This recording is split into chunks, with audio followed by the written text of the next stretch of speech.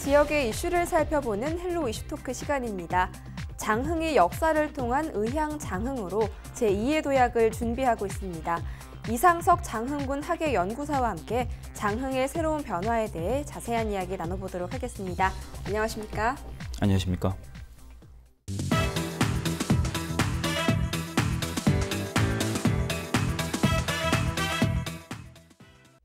네, 자세히 살펴보기에 앞서서 이 장흥군은 의향장흥이라고 많이 이야기를 듣습니다. 이 의향의 연원은 무엇입니까? 예, 장흥을 이명칭으로 물리무향장흥 혹은 의향장흥이라는 표현을 굉장히 많이 쓰고 있는데요. 그 연원은 이제 조선시대부터 거슬러 올라간다고 할 수 있겠습니다. 이제 조선시대의 서남부 해안 중심 권역으로서 장흥은 역사적 그리고 행정 그리고 교통, 군사의 중심지 역할을 했던 곳입니다. 조선시대 임진왜란부터 요 근래에 이르기까지 다양한 의병 활동이 있었고요. 그러한 의병 활동은 민으로부터 있었던 대략적인 활동이 여러 가지가 있습니다. 대표적으로는 임진왜란 때부터 활동이 시작되었다고 보고요. 그리고 잘 알고 계시는 이순신 장군의 명량대첩 잘 알고 계시지 않습니까? 그 명란대첩의 기포지 역할을 했던 곳도 장흥군에 소속되어 있는 회령진성이란 곳으로부터 시작이 되었습니다. 약 12척의 배를 이어받아서 진도, 명량으로 나아가는 과정 중에 여러 장흥 사람들은 이순신 장군의 면모에 반해서 또 의로 그리고 충으로 나라를 지키고자 하는 마음으로 의병 활동을 하게 되고 조력자 역할을 하게 됩니다. 그래서 명량대첩을 승리로 이끌 수 있었던 요인 중에 하나가 또 장흥에서 시작된 곳이라고 할 수가 있겠죠. 그 외에도 다양한 국난에 있어서 장흥군은 전라도에서 그리고 우리나라에서 매우 중요한 역할을 차지하게 됩니다. 잘 알고 계시는 동학농민혁명 관련해서 최후의 격전지가 장흥 석대들 전적지입니다. 동학혁명 관련해서 4대 전적지가 있는데요. 그 중에 최후 최대의 격전지라고 할 수가 있고, 그리고 일본으로부터 그리고 부패된 나라를 다시금 깨우고자 일어났었던 활동들, 그리고 3만여 명의 농민군과 관군이 대규모 전투를 벌여서 하나의 그런 숭고한 의미를 담고 있는 역사적인 현장일 수도 있습니다. 그리고 장흥 해동사라고 안중근 의사의 전국 유일의 위패와 영정을 모신 사당이 있습니다. 그 사당 역시도 1955년도에 족산안시 문중에서 짓게 되었는데요. 이러한 충, 의, 선비정신의 발현이 물리무향의 연원이라고 할 수가 있겠습니다. 네, 대규모의 의병이 존재했던, 한마디로 말하면 의로운 고장이라고 말을 할 수 있을 것 같습니다. 그렇습니다. 앞서 안중근 의사의 이야기를 해주셨는데요. 장흥은 올해 안중근 의사 순굿 110주년을 맞아서 정남진 장흥 해동사 방문의 해로 선포를 했습니다. 이 해동사는 어떻게 건립된 건지 배경이 궁금합니다. 예, 해동사는 지금으로부터 약 60여 년 전 1955년에 만수사라고 하는 사당 한켠에 건축이 되게 됩니다. 그 연원은 족산안시 문중의 안홍천 선생님이란 분이 안중근 의사의 뜻을 기리고자, 안중근 의사의 숭고한 뜻을 기리고자 장흥, 고흥, 보성, 강진에 여러 군민들의 성금을 모아서 사당을 짓고 그 사당의 이름을 당시 대통령이었던 이승만 대통령께 편액을 하사받게 됩니다. 그래서 해동사라고 하는 사당이 건립이 되어 왔고요. 55년부터 최근에 이르기까지 문중에서 안중근 의사의 숭고한 뜻을 기리고자 지속적으로 추모 행사를 지내왔습니다. 그리고 55년도에 안중근 의사 해동사가 건립되던 해에 안중근 의사의 딸인 안현생 씨와 오촌 종카인 안춘생 씨가 직접 위패와 영정을 모시고 위패 봉안식에 참석을 하게 됩니다. 1955년도라고 하면 6.25가 끝난 직후라 많은 나라적 어려움이 있을 때였는데도 불구하고 2만여 명의 군민들이 군집을 해서 안중근 의사의 숭고한 뜻을 기리고자 해동사 위패 봉환식에 참석을 하게 됩니다. 그 범인은 당시에 문교부 장관이었던 분들까지 해서 그리고 진주에서까지 여러 국민들이 참여를 했던 대규모 행사로 알려져 있습니다. 네, 많은 국민들의 성금으로 건립이 되어서 더 의미가 깊은 것 같습니다. 예. 이렇게 배경을 이야기해 주시니까요. 앞으로의 계획이 더 궁금해지는데요.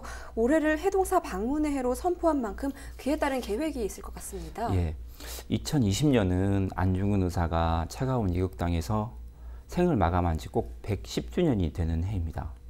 이제 장흥군은 안중근 의사의 나라 사랑 정신과 동양 평화에 대한 숭고한 의지를 되새기고자 이제 그런 의미를 정남진 장흥 해동사 방문회로 이제 선포하게 되었습니다.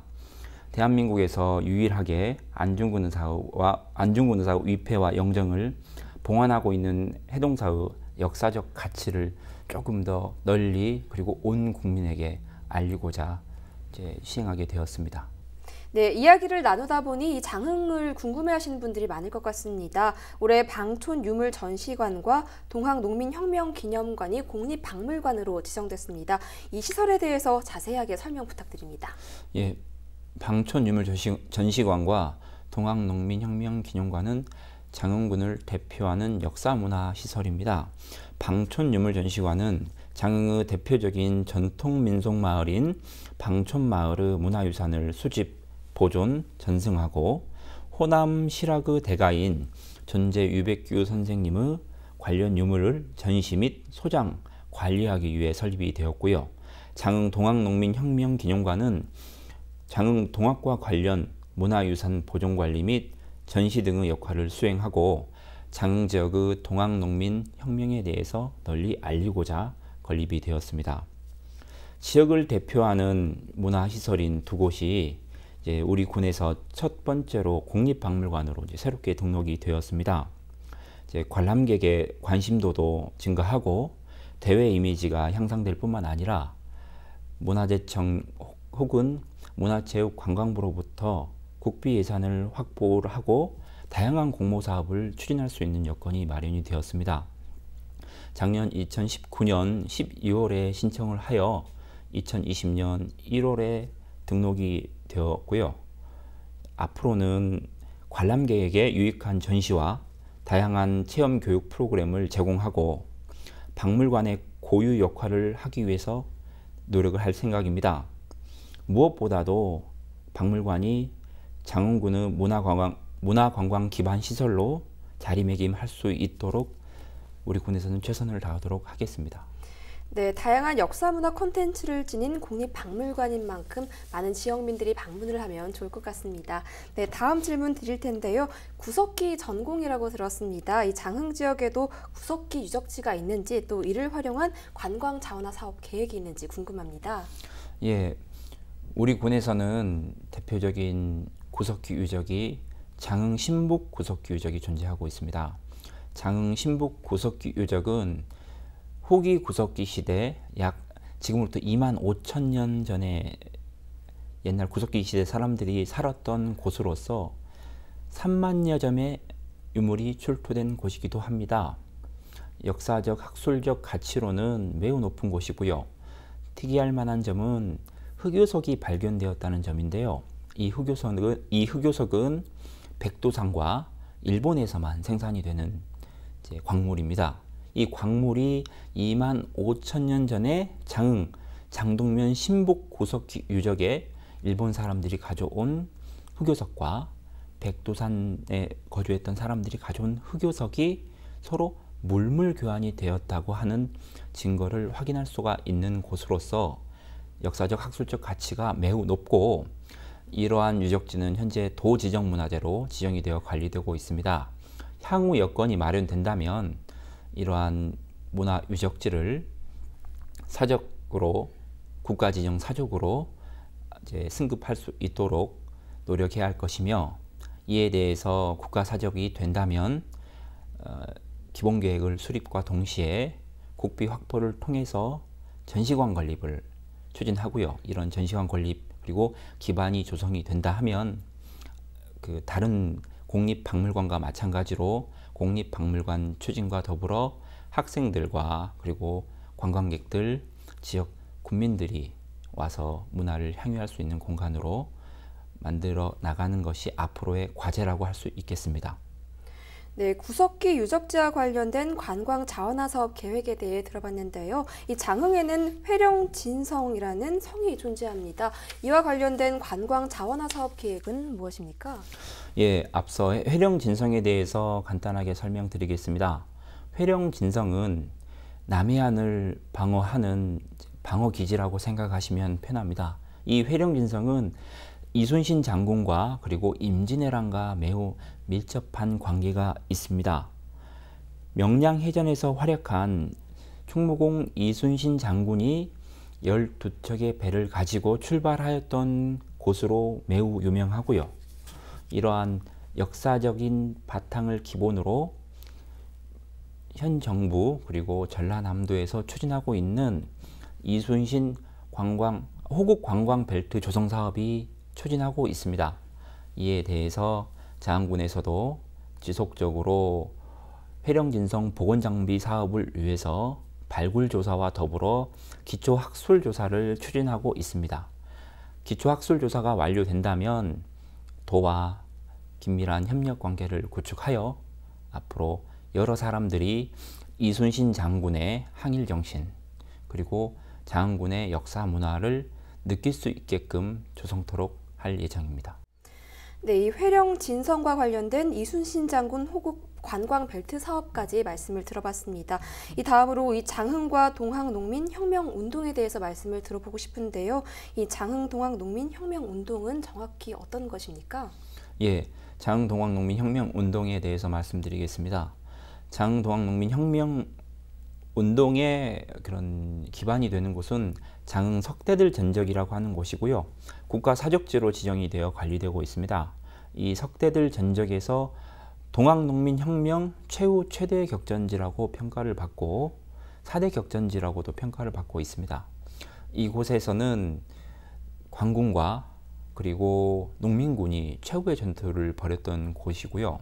그리고 지금까지도 수성군이었던 관군에 대해서 추모를 모시고 또 그 당시에 이제 쓰러져간 민초들 그리고 농민군에 대해서도 지금까지 추모 행사를 하고 있는 그 추모가 병존하는 전국 유일의 곳이라고 말씀을 드리겠습니다.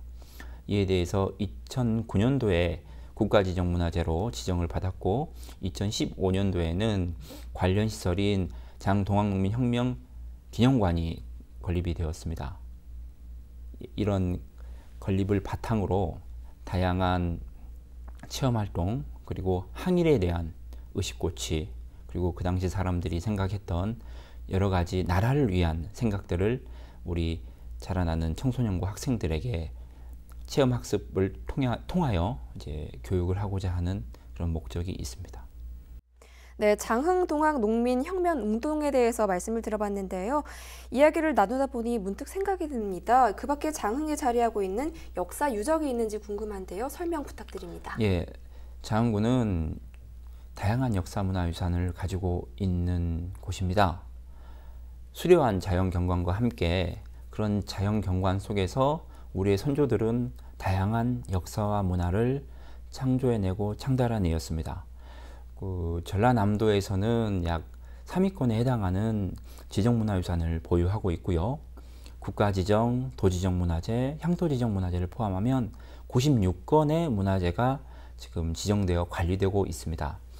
이러한 유구한 역사 속에서 장흥군은 앞으로 이러한 역사 자원을 활용해서 그리고 자연경관과 연계해서 여러 사람들이 문화를 향유할 수 있는 그런 곳으로 재탄생시켜야지 맞을 것 같습니다. 그렇기 위해서는 다양한 역사 체험 프로그램 개발과 더불어 관광객들이 역사 체험을 통해서 교육을 통해서 학생들과 그리고 청소년들 그리고 성인들까지 함께 오는 곳으로 만드는 것이 참 중요하다고 생각을 합니다. 네, 다양한 역사 유적에 대해서 들어봤는데요. 앞서서 이 회령 진성에 대해서 언급을 해주셨습니다. 이 대표 항일 유적이 있는 곳인데요. 또 다른 유적지가 있는지 말씀해 주시죠. 예, 장은 여러 항일 유적지가 존재하는 곳입니다. 대표적으로는 회령 진성을 비롯해서 방계사, 그리고 동학농민혁명이 이루어졌던 석대들, 그리고 해동사까지 이제 포함을 한다고 할 수가 있겠습니다. 여기서 대표적으로 이제 방계사에 대해 설명을 드리겠습니다. 방계사는 이순신 장군의 종사관으로 활약했던 방곡 정경달 선생을 이제 모신 사당으로서 이제 정경달 선생은 이제 1592년도에 임진왜란이 발생하자마자 선상군수로 의병 활동을 하게 되십니다. 그리고 당시 병마 절도사였던 김성일 절도사와 함께 이제 계략을 써서 금오산에서 왜군을 크게 무찌르는 공적을 세우게 되는데요. 이러한 공적을 바탕으로 이순신 장군은 방곡 정경달 선생을 등용을 하게 됩니다.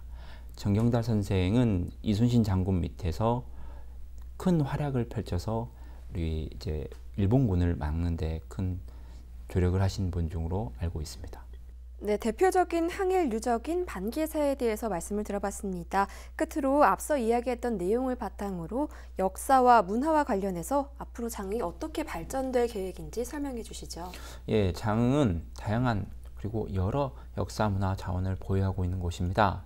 구석기 시대부터 조선 그리고 근현대에 이르기까지 아주 많은 문화유산을 가지고 있습니다. 이러한 문화유산은 교육과 연계한 그리고 관광 자원화를 바탕으로 여러 사람들이 문화를 향유할 수 있는 곳으로 만들어야 된다고 생각을 하고 있습니다. 이러한 연계 방안으로 문화재를 활용한 활용 사업들, 그리고 장에 위치한 고차를 활용한 활용 사업들이 있을 수가 있겠고요. 이런 활용 사업은 문화재청이나 문화체육관광부에서도 적극적으로 권장하고 있는 사업으로서 여러 시군이 함께 연계를 하여 장흥군도 추진을 한다면 찾는 관광객들로 하여금 역사와 문화와 그리고 전통이 있는 곳이다라고 인식을 하게 될 겁니다.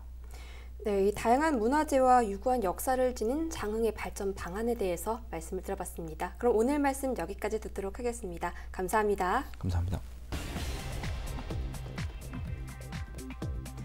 장흥의 발전을 위한 제2의 도약으로 역사와 문화가 함께 숨쉬는 의향도시 장흥의 미래를 기대해봅니다. 지금까지 헬로 이슈토크였습니다.